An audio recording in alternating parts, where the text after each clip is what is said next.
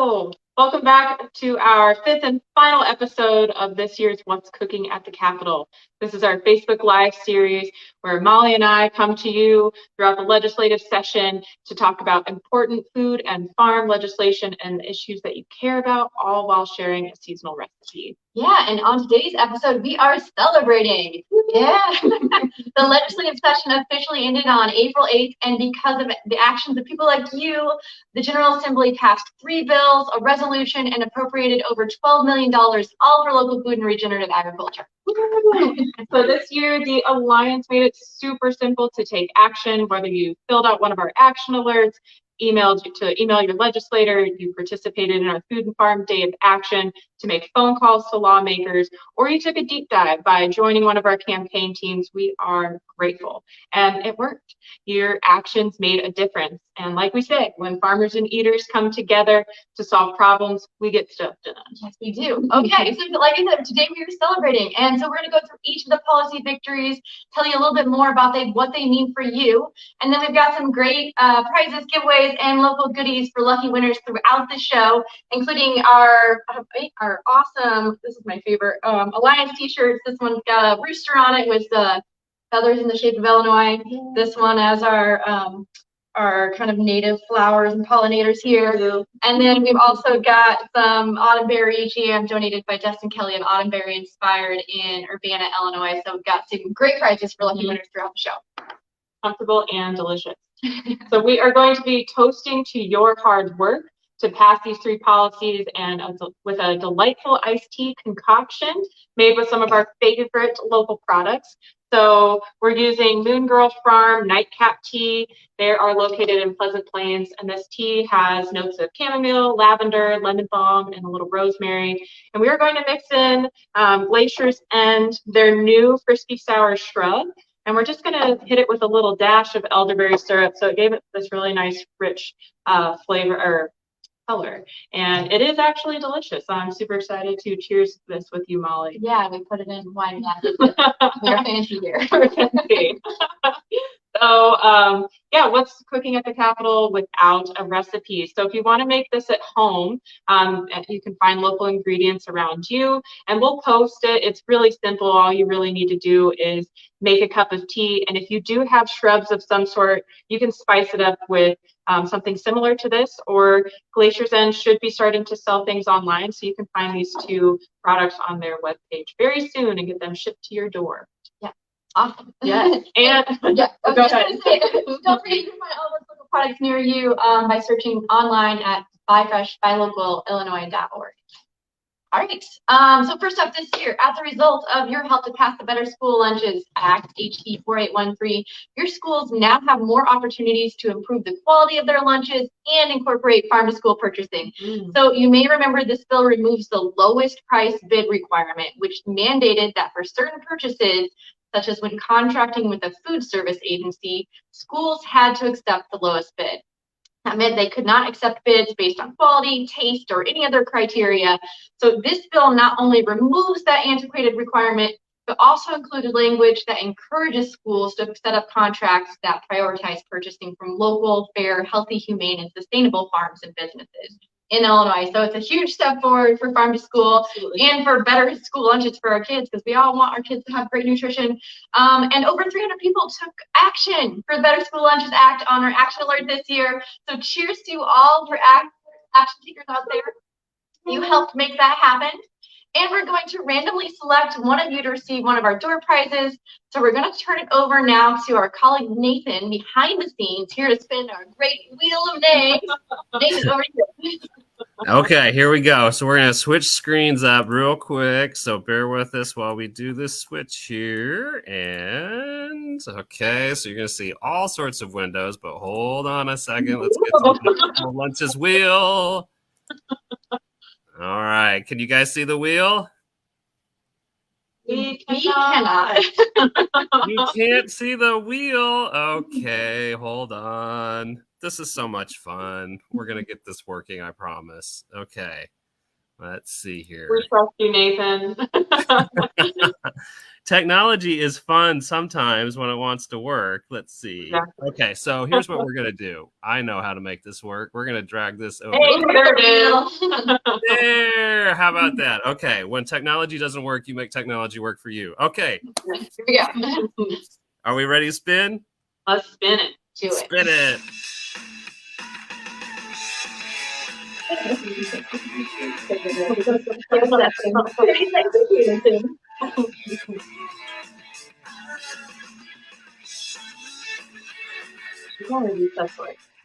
Oh, there we go. Who we got, Nathan? Marie is our winner. Oh, congratulations to Marie. We were calling over to you, Marie, to send you your door prize.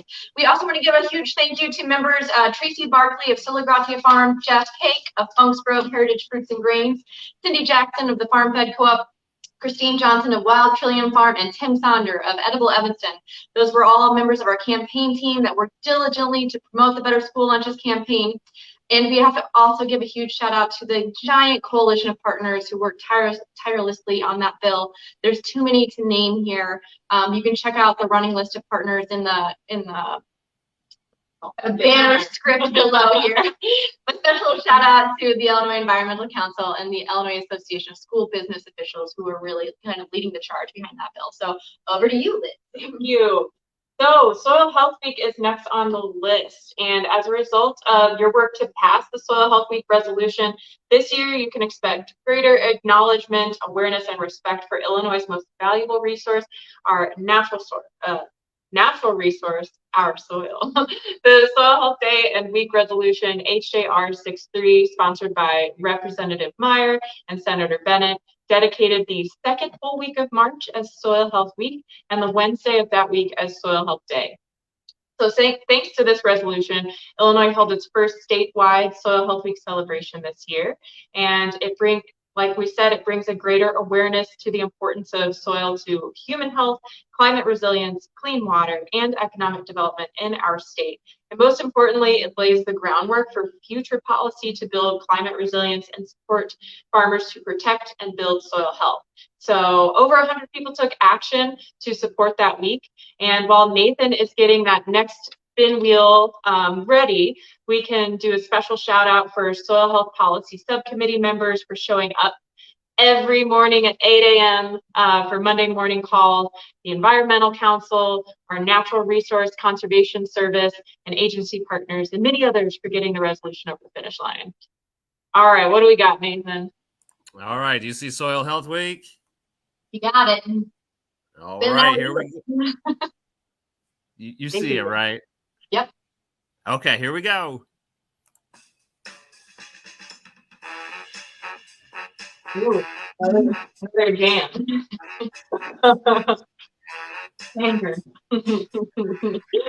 Rachel is our winner. All right. Thank you, Nathan. We also want to shout out members like Gabby Weeble, co-founder of Zumwalt Acres, farmers like Lee Kirby and Frank Rademacher, Dick Lyons, and the founder of Basil's Harvest, Aaron Meyer, for leading presentations and celebrations during Soil Health Week. And we're going to be doing it again next year, so stay tuned. That's going to be happening again, and it was a great hit this year, and we're still looking forward to it next year as well. Okay, so next up we have the Farmers Market Permit Act, and as a result of this act, you can expect improved farmer livelihood and increased access to local meat, eggs, and dairy products at farmers markets, which makes me super happy. So long story short, the regulations governing the sale of meat, eggs, and dairy at farmers markets were complicated and expensive.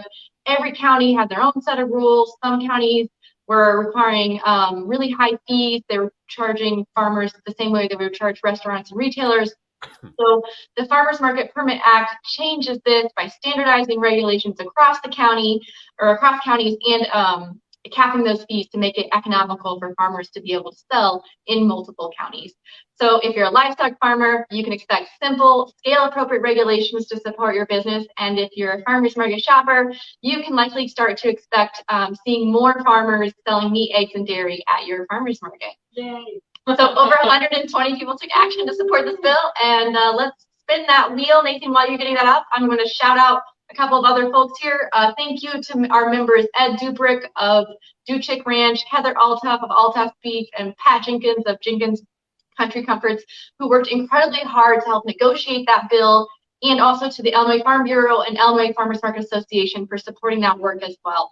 And let's get that wheel going. All right, here we go. Oh, silent wheel. I like it. We can make our own. I kind of like the jam. I know. I kind of miss them. All right. Catherine with a K and a Y. Thank you so much, Catherine, for taking action. Yes. We'll be in touch about those great t-shirts and prizes. Okay, Liz, on to you. Yes, we should cheers. Oh, yeah, we should definitely cheers to that. All right, so racial equity bills. This year, Representative Sonia Harper, the chair of the House Ag Committee, introduced a slate of bills to address racial equity in agriculture. The Ag Equity Commission Act, which is HB 5201, recognizes the decline in numbers of Black farmers in Illinois and the difficulties faced by minority communities in the ag industry, and it establishes the Ag Equity Commission to address those issues. The Ag Equity Commission will work with the Illinois Department of Agriculture to study and provide recommendations on programs, policies, and other means to increase equity in agriculture, not only for minority farmers, but also for small farmers, specialty crop farmers, and other diverse types of protection. Cheers to that. Cheers to that, absolutely.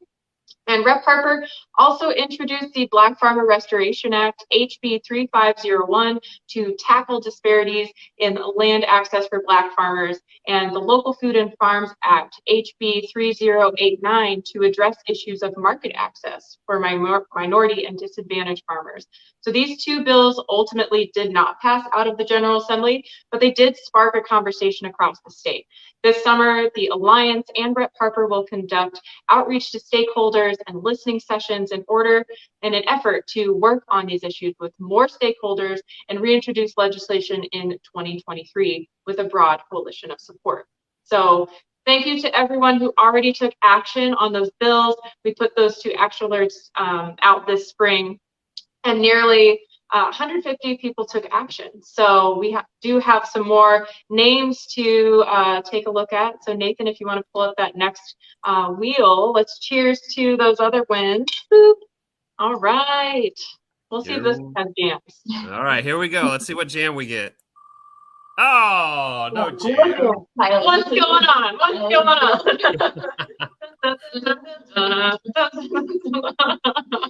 All right. Ellie is our winner. Ellie? Ellie. Whoa. Ellie, thank you so much. All right.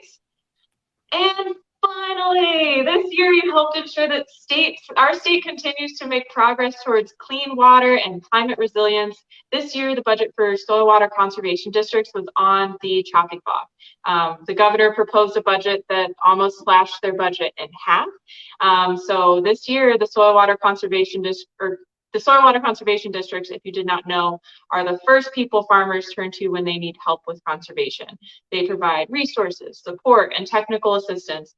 And this year, you not only helped protect their budget, but you helped win an additional $500,000 for a total of $12 million to ensure that those districts can continue to provide valuable services. And finally, the budget included level funding for fall covers for spring savings program, which allows that program to continue rewarding farmers for planting cover crops. And you helped save a really big, crucial conservation program, conservation fund that kind of umbrellas over all of these other pieces of funding, the Partners for Conservation Fund. So you did some really awesome things for conservation this year. So cheers to all of you. Cheers, Molly.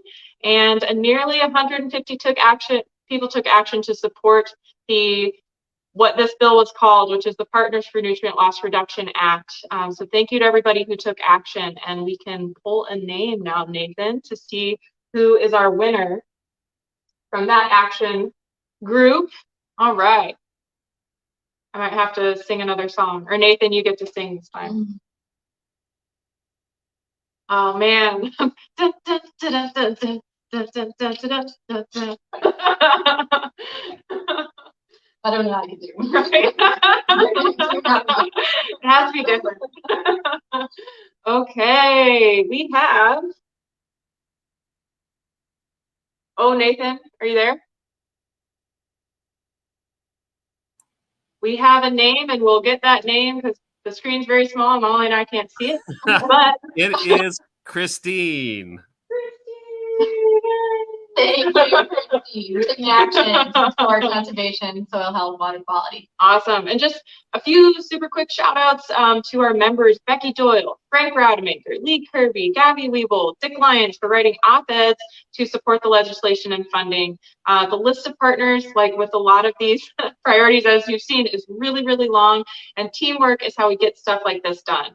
But we have to share our gratitude to the Association of Soil Water Conservation Districts, the Environmental Council, American Farmland Trust, Isaac Walton League, and Prairie Rivers Network, and so many more for coming together to protect conservation funding. Again, the banner shows how long these lists of partners are. Couldn't do it without you all. All right, thank you again to everyone who took action on all of this legislation. If you want to get more involved with supporting and shaping policy, we've got a place for you. Consider becoming a member. We'll connect you with others who care about the same issues you do, and we'll get to work. Also this summer, we'll be turning our attention to federal policy. It is a farm bill year. Oh my gosh, I can't believe it. It's so crazy. It comes around every 4 years and it feels like it was just yesterday. But if you're asking yourself, what's a farm bill? Don't worry, we've got you covered. We're hosting a series of Dishing on the Farm Bill events this summer across Illinois at breweries and wineries, all kinds of fun places. You can join us at one of those events. We'll give you the inside scoop on the Farm Bill, what it is, what it does, and how you can make an impact and take action. So stay tuned for more details about that coming soon. And cheers. We'll see you next year, hopefully this summer. Woo-hoo!